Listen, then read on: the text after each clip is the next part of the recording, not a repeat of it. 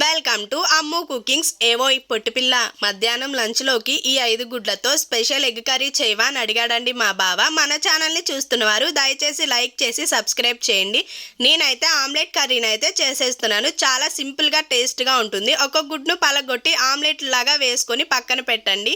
Stove వెలిగించి stove పైన కడాయి పెట్టి ఒక గ్లాస్ ఆయిల్, పోపు దినుసులు, కొద్దిగా జీలకర్ర, తరిగిన పచ్చిమిరపకాయ ముక్కలు, తరిగిన ఉల్లిపాయ ముక్కలు, కొద్దిగా కరివేపాకు వేసి ఉల్లిపాయలు మెత్తబడే వరకు వేగనివ్వండి. ఉల్లిపాయలు మెత్తబడిన తర్వాత కట్ చేసుకున్న టమాటా ముక్కలను వేసి ఒక చెంచా ఉప్పు, అర చెంచా పసుపు వేసి ఉల్లిపాయలు మగ్గే వరకు మూత పెట్టి 5 నిమిషాలు మగ్గనివ్వండి. మగ్గిన టమాటా ముక్కల్లోకి ఒక చెంచా అల్లం వెల్లుల్లి పేస్టు, ధనియాల పొడి, ఒక చెంచా కారం వేసి కలపండి. ఒక గ్లాస్ నీళ్లు పోసి పులుసు మరుగుతున్నప్పుడు వేసిన ఆమ్లెట్లను ఈ పులుసులో వేయండి.